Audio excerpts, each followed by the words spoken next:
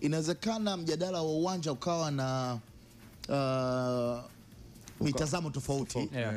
Kwa maana ya kwamba pitch namna ambavyo imeandaliwa kuelekea katika mchezo husika, na katika nyakati za sasa wanasema viwanja vingi pitch kutuama kama vile kuwa na matope na nini, so katika nyakati hizi ambazo teknolojia ni tumesogea sana, tumesogea sana. Zamani Alex, utakuwa una ushahidi wa hilo, Simba na Ismailia pale shamba la bibi Simba alikuwa kashashi, wakati ule ilikuwa mechi inarudiwa afu inaanza upya. Simba kashampiga mtu 2 wakati ule kina Joseph Kaniki Gorota washamgonga 2 Ismailia, mechi ikashindwa kuendelea kwa sababu ya mvua. Ilipoanza kesho ikaanza upya, Simba sio kapata, alishinda goli moja ile akashindwa kumtoa. Lakini kwa hivi sasa teknolojia imekuwa kubwa sana, kwa maana ya katika namna zote, kwenye viwanja, ndani ya pitch, namna ambavyo viwanja vinatengenezwa ili pitch ikawa na usawia zaidi. Ukiangalia kuna baadhi ya nyakati mpira ulikuwa kama unawanyima furaha mashabiki, kwa maana ulikuwa unaamini kwamba mchezaji anaweza kaucheza mpira alafu mpira unatuama kwenye tope au kwenye maji. Kwa hiyo ulikuwa unashindwa, yani uwanja ulikuwa unashindwa kwenda na moment ya mchezo sababu ya mazingira. Na unaweza ukaipiga hesabu hiyo kwa dakika ngapi ambapo mchezo ulikuwa una changamoto hiyo ya maji ama tope ama mpira kutuama, ni zaidi ya dakika 10 mpaka 15. Sahihi. Na ndio maana mpira mingi sana ya kurusha, kwa wale wazee wa kubashiri, wawekezaji ambao walibashiri kwenye mipira ya kurusha, elewa kwa wali nazi. Lakini mwisho wa siku Simba home advantage, goli 2 za kipindi cha kwanza ziwarudisha sana mchezoni, kwa maana ya kuamini kwamba hii game ya kwetu. Wamepiga goli 2 kipindi cha kwanza. Katika hali ya kawaida unaamini hawa leo kama si 5 9 wanapigwa. Nini kilibadilisha upepo? Kipindi cha pili kaonekana kama hakuna tena uwezekano wa goli lolote kufungwa. Nimpongeze kwanza kocha wa Al Masry Anis Bojabene, na ni batika pia kufanya naye mazungumzo wakati natoa ripoti zangu za Misri. Mmoja kati ya makocha ambao wanaamini sana kwenye kujilinda, alafu timu ishambulie kwa mashambulizi ya kushtukiza. Na ndio maana kuna wakati kwa naona mbona Simba wanashindwa kupita ama kuwafungua Al Masry, kwamba back passes zilikuwa nyingi sana. Ilikuwa ni game plan ya mwalimu Anis Bojabene. Na kuna wakati, na hii kwa faida pia wasikilizaji, matamanio ya mashabiki ni makubwa mno. Wanatamani mashabiki wawe maroboti, kwa maana ya kwamba kama goli 2 kipindi cha kwanza, goli 9 hizo kipindi cha pili, lakini mpira uko hivyo tena 2 hizo dakika ilikuwa ya 20 ngapi, washapiga 2 28 sio 23 shapigwa 2, yani ile 45 za kipindi cha kwanza, nusu ya ile 45 washakula 2. Kwa palikuwa pana uwezekano wa nyingi zaidi kupatikana sekondari. Mpira uko hivyo. Unamsifu pia Al Masry kwa maana ya kwamba alimheshimu Simba. Moja kati ya vitu ambavyo wakati wa mkutano wa waandishi wa habari mechi ya kwanza pale Misri, waandishi wenzetu wa habari kwa wanatuuliza, bwana, Benjamin Mkapa hali yake ikoje? Nikamwambia Benjamin Mkapa ni tofauti na uwanja wa Suez, kwa maana idadi ya mashabiki na uwezo wa uwanja kuchukua watazamaji wengi.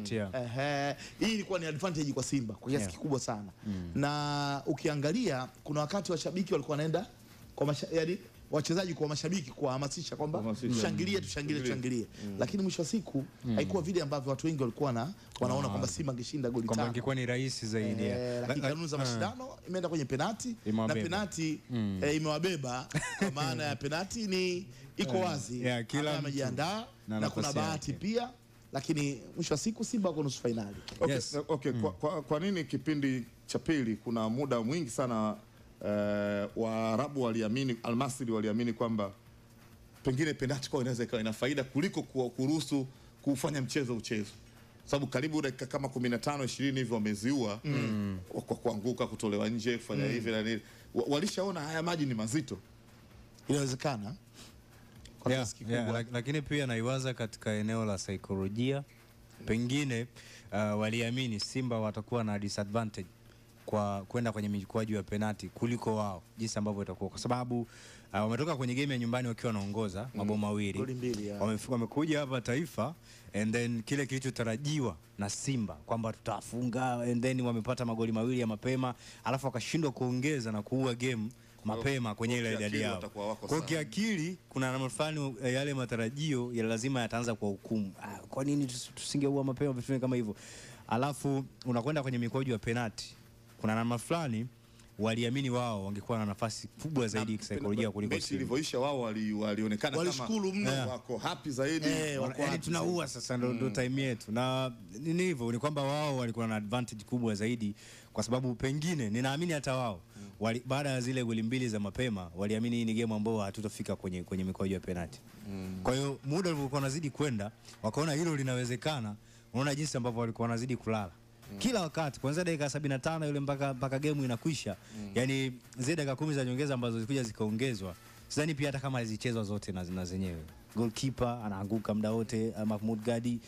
Wachezaji wa ndani nao kila wakati anashika misuri alafu anatolewa na wale watu huduma wa kwanza akifikishwa amesimama. Yani kama unajua ikawa ni kama game fulani. Kwa hiyo ni idea namna hiyo. Wao waliamua kuimaliza game kwa namna hiyo wakiamini kwamba watakuwa na advantage kisaikolojia na kimchezo kwenda kwenye michomo ya penalti kuliko ambavyo Simba ambao pengine walikuwa na nafasi ya kuiua game kabla hata haijafikia kule. Lakini engo nyingine pia naitazama, what if kama walianza kuzicheza penalti mapema kabla hata kuzifikia penalti zenyewe? Ni swala la uzungumzia saikolojia na mtazamo. Kwa maana ya Luambano kazungumza kitu kizuri sana. Na watu wanazungumza hapa off mic kwa maana ya lugha ya picha ya video ulikuwa unaona wanafurahia kwamba tumeenda kwenye penalti. Lakini mwisho wa siku penalti obviously iko open sana. Kila mtu ile uweze kujiamini nazo wewe pekee. Yani haina favor kwa maana ya kwamba wewe haijalishi ni mkubwa kiasi gani. Unacheza na timu ambayo ni ya kaliba gani. Bado inabakia iko open sana kwa maana ya mpigaji pamoja na goalkeeper wanafanya majukumu yao kwa kiasi gani. Kwa hiyo Al Masry inawezekana walifurahia kwenda kwenye penalti, lakini penalti wakati mwingine wanasema ni bahati. Bahati ilikuwa kwa upande wa Simba na Simba anakwenda nusu finali. Okay, Kamara goalkeeper anafuta penalti 2 katika penalti zinazotakiwa kupigwa 5. Unapokuwa na goalkeeper kama huyu, wakati mwingine ukifika kwenye upigaji wa mikwaju ya penalti, wewe unawatazama wapigaji wako. Wana uwezo wa kuweka zote 5 kwenye nyavu. Zoezi limeisha. Na wakati mwingine kwenye mchezo wa penalti 5 kipa akishadaka penalti moja wanaokuja kupiga tayari psychologically nao anakuwa na wajenga pia. Anakuwa hawako sawa. Inawezekana hilo nalo liliwapa confidence Simba kwa kudaka na wapigaji wakatulia. Kwa sababu hakuna guarantee kwamba pengine Simba wapigaji wao penalti zao zisingedakwa na goalkeeper Of course, yuko sahihi sana. Na niligusia kwa maana ya kuwajenga hapa kati unajenga swali ama unajenga link yako nikiwaangalia zaidi Simba. Lakini kwa kesi ya Al Masry ulichokisema pia ni sahihi zaidi kwamba unapokwenda kukabiliana na kipa amesha save penalti inakuwa ni issue tofauti kabisa. Unaona kabisa huyu naweza nikafanya makosa akachukua. Na unajikuta unakwenda pale unarudia kosa. Anachukua. Okay, mimi Alex hapo kwa Kamara. Nibatika kukutana naye baada ya mechi. Mechi ya kule Misri ya Suez kule. Yeye anaamini kwa maana ya magoli aliyofungwa Misri. Yeye amechangia. Goli la kwanza la winga yule Abdulrahim Degmum. Alipiga shuti katika mazingira ambayo inawezekana alimsurprise Kamara, lakini watu wengi walikuwa wanaamini kwamba huenda angeweza kusave. Nilikutana katika mazingira ambayo alikuwa amejitenga na wenzake kwa maana ya wachezaji. Alafu mimi kama mwandishi wa habari kazi yangu ni udadisi. Umeona bwana, kaambia mechi unazungumzaje, lakini kwa haya magoli akasema najilaumu sana. Na inawezekana nimechangia pia kwa timu kupoteza goli hizi 2. Kwa sababu ya kwanza ametoka kwenye majeraha, alikuwa bado ile utimamu wa kimwili haujakaa sawa. Na kingine kama msifu Degmum. Alimuona kwamba hayupo katika upande ambao akipiga shuti kusafiri itakuwa ngumu. Umeona bwana. Kwa hiyo alikuwa anataka sana hii mechi kwa kiasi kikubwa sana. Kwa hiyo Luambano ulivyosema kwamba kipa anatimiza majukumu yake ya labda mikwaju ya penalty amechomoa kisaikolojia of course kwa mpigaji anayefuata lazima anaoga. Naoga kama huyu ameweza kucheza hivi kwa maana timu pinzani. Okay. Mechi. Yes, ujambo na karibu sana mwanamichezo na mtazamaji wa Mlacha Media.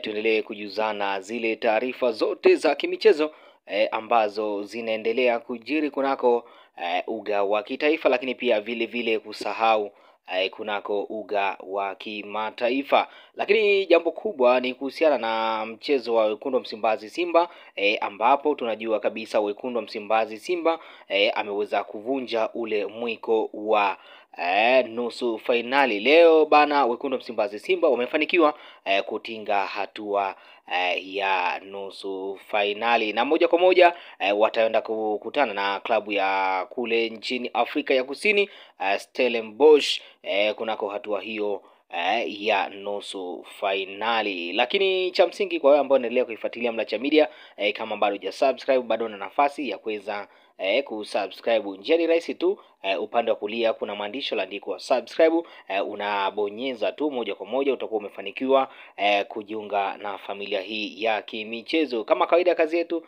ni moja tu, kuhakikisha tu zile taarifa zote za kimichezo zinazokuwa zinajiri na kuwa tunakudondoshia hapa, na wewe unakuwa unazipata kwa uzuri zaidi. Na jina ni Innocent Mlacha na hii ni Mlacha Media. Karibu uendelee kusikiliza uchambuzi wa mchezo ambao uliweza kuwafanikisha Wekundu wa Msimbazi kuqualify kunako hatua ya nusu fainali kunako kombe la shirikisho barani Afrika.